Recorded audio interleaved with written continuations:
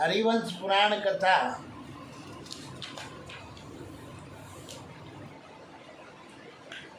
ओम श्री परमात्मने नमः। श्री हरिवंश पुराण कथा विष्णु पर्व पहला अध्याय। हरि अनंत हरि कथा अनंता। हरिवंश पुराण का पहला अध्याय जीवन निर्वंता। मंगलाचाल नारद जी का मथुरा में आकर कंस को आने वाले भय की सूचना देना और कंस का अपने सेवकों के सामने बढ़ कर बातें बनाना। बद्री का आश्रम निवासी प्रसिद्ध ऋषि श्री नारायण अथवा अंतर्यामी नारायण नर, नारायण सका अर्जुन अथवा आदि जीव हिरण्यगर्भ तथा नरोत्तमी हिरण्यगर्भ एवं अंतर्यामी से भी श्रेष्ठ शुद्ध सच्चिदानंदन पुरुषोत्तम श्री कृष्ण को और इन नर नारायण तथा नरोत्तम के तत्व को प्रकट करने वाली देवी सरस्वती को एवं देवी सरस्वती ने संसार पर अनुग्रह करने के लिए जिनके शरीर में प्रवेश किया है उन व्यास जी को प्रणाम करके और अविद्या रूपी अज्ञान अंधकार को जीतने वाले इतिहास पुराण आदि ग्रंथों का पाठ आरंभ करें। वेशवास जी कहते हैं, नारायणं नमस्कृतं नरं चैवं नरोत्तमं देवी सरस्वते व्यासं ततो जयामुदीरयन्तम्। बोलिए नारायण भगवान की जय। तो जन्मजय भगवान विष्णु और देवताओं के अंश भूतल पर अवतरण हो चुके हैं और ये जानकर देवऋषि नारद कंस को उसके निकटवर्ती विनाश की सूचना देने के लिए मथुरा को गए और स्वर्ग से उतरकर वे मथुरा के उपवन में खड़े हो गए और वहीं से उन मुनिश्रेष्ठ ने कंस के पास एक दूत भेजा। उस दूत ने कंस के पास जाकर बताया कि नगर में उपवन में देवऋषि नारद पधारे हैं और नारद जी के आगमन का समाचार सुनकर कमल लोचन असुर कंस जल्दी जल्दी पैर बढ़ाता हुआ अपनी पुरी से बाहर निकला। उपवन में पहुंचकर उसने वहां अपने स्मरणीय अतिथि देवऋषि नारद का दर्शन किया जो पाप ताप से रहित थे। उनका तेज प्रज्वलित अग्नि के समान जान पड़ता था। वे शरीर से सूर्य के समान दीप्तिमान दिखाई देते थे। कंस ने देवऋषि को प्रणाम करके उनका विधि पूर्वक पूजन किया और उसने उनके लिए अग्नि के समान कांतिमान स्वर्ण में आसन देकर क्रमशः अर्घपाद आदि उपहार प्रस्तुत किया। तत्पश्चात इंद्र के सखा नारद मुनि उस आसन पर बैठे। बैठने के बाद वे परम क्रोधी उग्रसेन पुत्र कंस से बोले, वीर तुमने मेरा शास्त्रीय विधि से पूजन किया, इसलिए मैं तुम्हें एक आवश्यक बात बताना चाहता हूँ।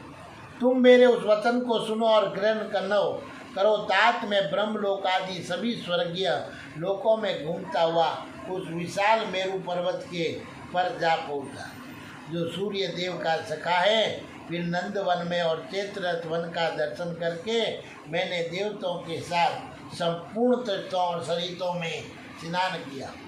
उसके बाद 3 धारों में बढ़ी हुई दिव्य त्रिपथका नदी पुण्य सलीला गंगा का दर्शन किया। बोलिए गंगा मैया की जय। जो स्मरण मात्र से ही समस्त पापों का विनाश करने देने वाली है।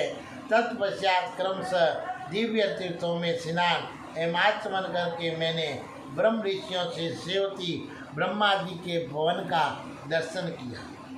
एक तो डेली स्नान करते तो गंगा गंगा गंगा घटोड़ियों लोटो पड़ी ढोड़ियो हर हर गंगे लहर तरंगे, और एक कथाओं के अंदर उसका कीर्तन करते हैं तो बड़ा आनंद आता है। और आज तो बड़ी विचित्र भगवान की कृपा हो गई कि आज तो हरिद्वार गंगा मैया के यहाँ महाकुंभ का स्नान शुरू हो गया है। मेष चंद्र राशि से हैं और दूसरा ब्रह्ममुहूर्त का समय और भगवान की कथा विष्णु की और उसमें गंगा का पाद अर्पण होना बड़ी कृपा होती है। तो इस प्रकार अपने एक कदम बढ़ाए तो भगवान 1000 कदम अपने। तो आज तो गंगा अपने यहीं आ गई और कुंभ का स्नान सरस्वती से हो गया। तो जो स्मरण मात्र से ही समस्त पापों का विनाश करने देने वाली है, तत्पश्चात क्रमशः दिव्य तीर्थों में स्नान एवं आचमन करके मैंने ब्रह्म ऋषियों से सेवित ब्रह्मा जी के भवन का दर्शन किया, जो देव गंधर्वों के बाद घोष से गूंजता और अप्सरों के मधुर गीतों से निनादित होता रहता है। वहाँ से होकर मैं किसी समय हाथ में बिना लिए मेरू के शिखर पर विराजमान ब्रह्मा जी की सभा में गया, जहाँ देवताओं का समाज जुटा हुआ था। वहाँ देखा कि श्वेत पगड़ी धारण किए नाना रत्नों से विभूषित ब्रह्मा आदि सभी देवता दिव्य सिंहासन पर बैठे हुए। उस सभा में देवताओं की जो गुप्त मंत्रणा हो रही थी, उसमें मैंने सुना कि सेवकों से ही तुम्हारे वध के अत्यंत दारुण उपायों का ही विचार हो रहा है। कंस, वहाँ जो कुछ मैंने सुना है उसके अनुसार मथुरा में जो तुम्हारी ये छोटी बहन देवकी है, इसका 8वां गर्भ तुम्हारे लिए मृत्यु रूप होगा। वह गर्भ देवताओं का सर्वस्व तथा स्वर्गलोक का आश्रय होगा। वह देवताओं का परम गोपनीय रहस्य है, वही तुम्हारी मृत्यु का कारण होगा। ये 8 का है ना अक्षर, ये बड़ा विचित्र है। अष्टकमल, अष्टलक्ष्मी है, तो इसी प्रकार अष्टलक्ष्मी आदि लक्ष्मी से शुरू होती है और योग लक्ष्मी में पूर्ण होती है। तो भगवान जो 8वां अवतार लिया था वो योग के रूप में लिया था। योग कहने का मतलब सबसे दूर, सब कुछ होते हुए भी ग्वाल बाल का रूप धारण किया और गौओं की सेवा की और संतों की सेवा की और ब्राह्मणों की सेवा की। तो ये 8 अक्षर पे योग लक्ष्मी आती है और ये योग लक्ष्मी जिसके पास होती है उसके पास कोई लक्ष्मी की कमी नहीं होती है। तो इसलिए भगवान 8वें गर्भ द्वारा योग लक्ष्मी के रूप में प्रकट हुए। वह गर्भ देवताओं का सर्वस्व तथा सर्वलोक का आश्रय होगा। वह देवताओं का परम गोपनीय रहस्य है, वही तुम्हारी मृत्यु का कारण होगा। वही देवताओं का पर और अपर मोक्ष और स्वर्ग है, वही उन स्वर्गवासियों का शंभु ब्रह्मा है। इसलिए मैं तुमसे कहता हूँ कि वे मान दिव्य भूत है। कंस, वही पहले भी तुम्हारी मृत्यु रहा है और इस समय भी तुम्हारे लिए प्रशंसनीय मृत्यु रूप होगा। अतः तुम देवकी के गर्भ का उच्छेद करने के लिए प्रयत्न करो। ये मेरे तुम्हारे ऊपर प्रेम है जिसके लिए मैं यहाँ तक आया हूँ। अच्छा, अब तुम संपूर्ण मनोवांछित भोगों का उपभोग करो, तुम्हारा कल्याण हो, मैं जाता हूँ। ऐसा कहकर जब नारद जी चले गए तब कंस बहुत देर तक उनकी बातों पर विचार करता रहा। फिर वह दांत दिखाकर जोर जोर से अट्टहास करने लगा और अपने सेवकों के सामने खड़ा हो मुस्कुराकर बोला कि ये नारद मुनि सर्वसाधारण में उपवास के ही पात्र हैं, विशेष चतुर नहीं है और मैं बैठा अथवा सोया रहूं, असावधानी या मतवाला हूँ। किसी भी दिशा में इंद्र सहित संपूर्ण देवता भी मुझे डरा नहीं सकता। मैं अपनी दोनों विशाल भुजाओं से इस धरातल को सुबद्ध कर सकता हूँ।